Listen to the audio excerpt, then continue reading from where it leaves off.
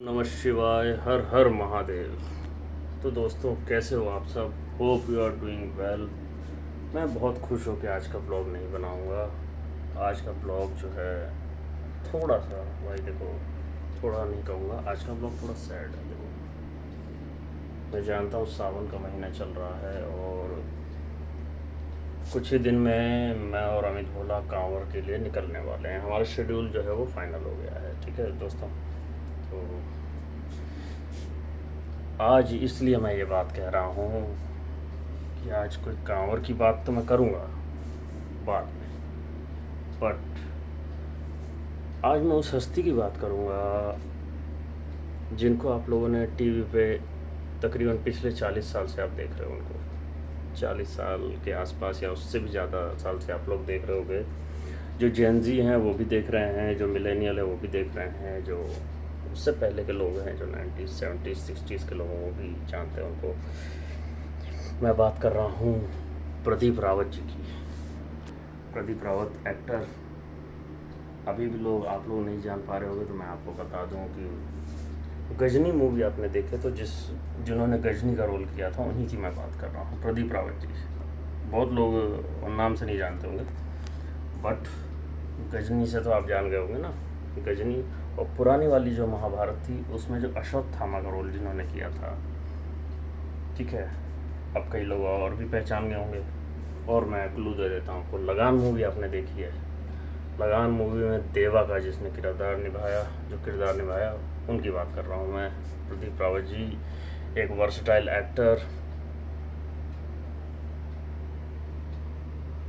Handsome personality, great physique, अच्छी लंबाई।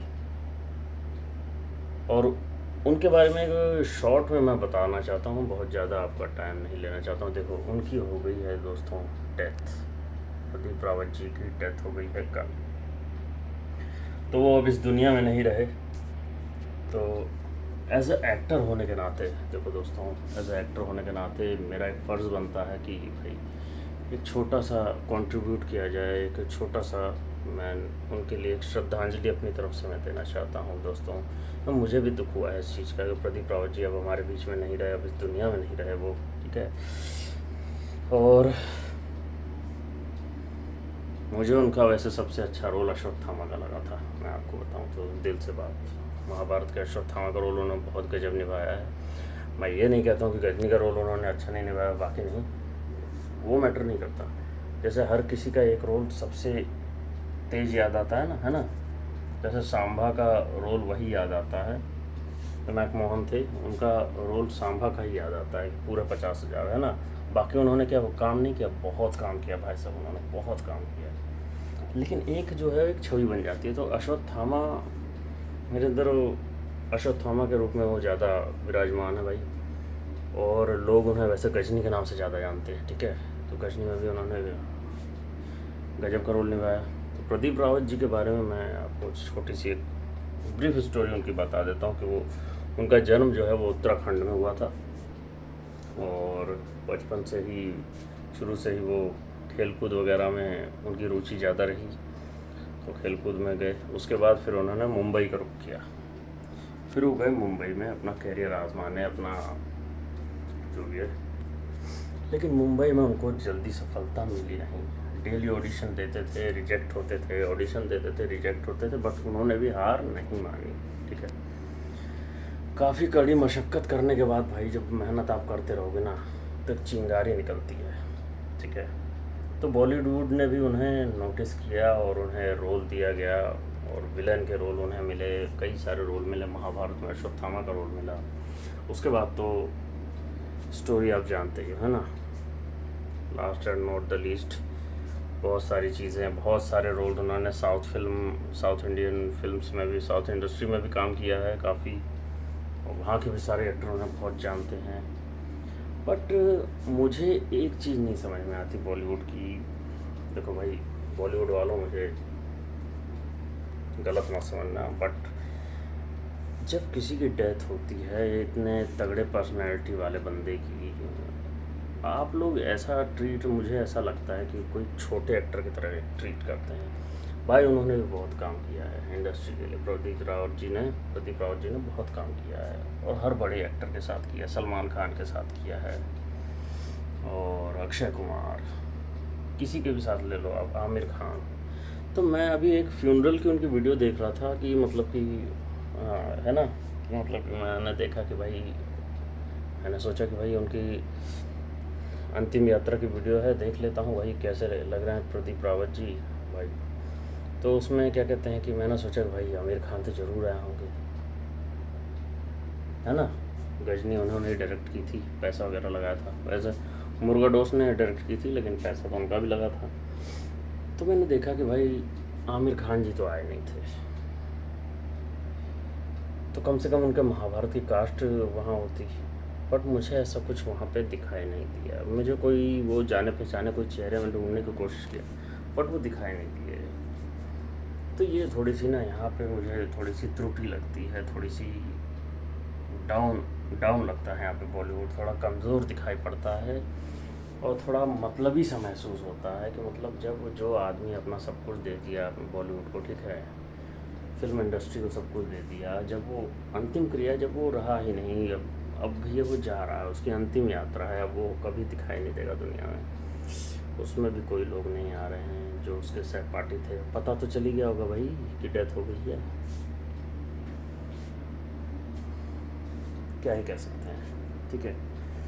तो दोस्तों देखो, इतने तगड़े एक्टर थे, इतने उन्होंने काफ़ी मेहनत से अपने नाम बनाया था प्रदीप रावत जी भाई। देखो सावन के महीने में गए हैं तो हर हर महादेव का नाम लेता हूँ। महादेव से मेरी यही इच्छा रही कि भोलेनाथ उनकी आत्मा को शांति देना और अगला जन्म उन्हें बहुत बढ़िया और भी देना, ताकि वो दोबारा से कोई ऐसी एक्टर या कोई ऐसी शख्सियत बन के आएँ, और है ना भाई। इतना ही रहेगा आज के लिए उनके लिए।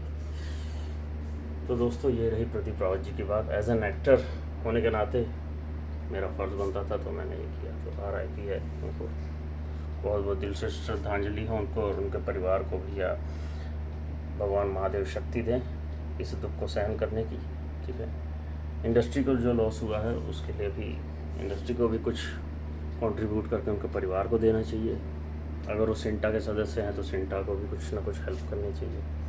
मैं तो कहता हूँ कि बड़े एक्टरों की तो नहीं, कम से कम छोटे एक्टरों की जो ऐसे जो साइड रोल जिन्होंने किया है, जिन्होंने अपना ज़माना बिता दिया है, उनके जाने के बाद कम से कम कुछ तो कंट्रीब्यूट करके उनके परिवार को देना चाहिए, ताकि उनका भी गुजर बसर हो सके, ठीक है दोस्तों। ये रही प्रदीप रावत जी की। अच्छा प्रदीप रावत जी, आप हमारे दिल में हमेशा रहेंगे। अब बात करते हैं दोस्तों कांवड़ यात्रा की। कांवड़ यात्रा में जाने की ज़्यादा जो संभावनाएं हैं वो बस कुछ ही दिनों की हैं। उसके बाद मैं हंस भी नहीं सकता आज वीडियो पे, क्योंकि ऐसी कुछ घटनाएं हुई हैं आज, ये तो पता चल रही हैं प्रदीप रावत जी के बारे में, तो इसलिए थोड़ा सा इस व्लॉग को हम नॉर्मल ही रहने देते हैं दोस्तों, ठीक है। और बात करूँ मैं तो अमित भोला से आज मैंने बात किया था। अमित भोला ने कहा था कि भाई जी वो लोनी तक जाने तक हालत ख़राब हो जाती है। मैंने बोला हाँ भाई वो तो बात ठीक है। अब की बार हम सोच रहे हैं दोस्तों कहाँ, हाँ, नीलकंठ महादेव जाने का। अब देखिए ये तो शेड्यूल ही बता पाएगा कैसा रहता है, वहाँ का मौसम कैसा नहीं रहता है। बस ज़्यादा दिन नहीं, अब 2-3 दिन और बाकी हैं जाने के लिए। उसके बाद निकल जाएंगे हम यात्रा को, वहाँ पहुँचेंगे, फिर वहाँ से जल लेके तो फ़ौरन वापसी। तब तक वो टाइम हो जाए। टाइम देखो दोस्तों बीतता ही चला जाता है, टाइम रुकता नहीं किसी के लिए, है ना। ना मोहब्बत ना दोस्ती के लिए वक्त रुकता नहीं किसी के लिए। अपने दिल को न दुख दे यूँ ही इस ज़माने की बेरुखी के लिए। वक्त के साथ साथ चलता रहे यही ज़रूरी है आदमी के लिए, ठीक है। ये गज़ल शायरी जो भी है लाइन बहुत ही अच्छी है। ये फिल्म फेयर अवार्ड फंक्शन में फिरोज़ खान साहब ने ये बोला था, तो मुझे जब से याद है, ठीक है दोस्तों। तो आज का ब्लॉग कुछ इतना ही रहता है मेरे हिसाब से, और बाकी मैं आपको टाइम दिखा देता हूँ कितने बजे ब्लॉग शूट कर रहा हूँ। 11:10 हो चुके हैं दोस्तों। तो आज का ब्लॉग प्रदीप रावत जी का नाम है। और कांवड़ यात्रा की तैयारी के बारे में अपडेट मैं आपको कर दूँगा। ओके दोस्तों, वीडियो अच्छा लगा तो लाइक कीजिए, सब्सक्राइब कीजिएगा, अच्छा वीडियो को शेयर कीजिएगा अपने दोस्तों यारों में जिसको आपको लगे अच्छा लगे। ठीक है दोस्तों, ओके, बाय बाय।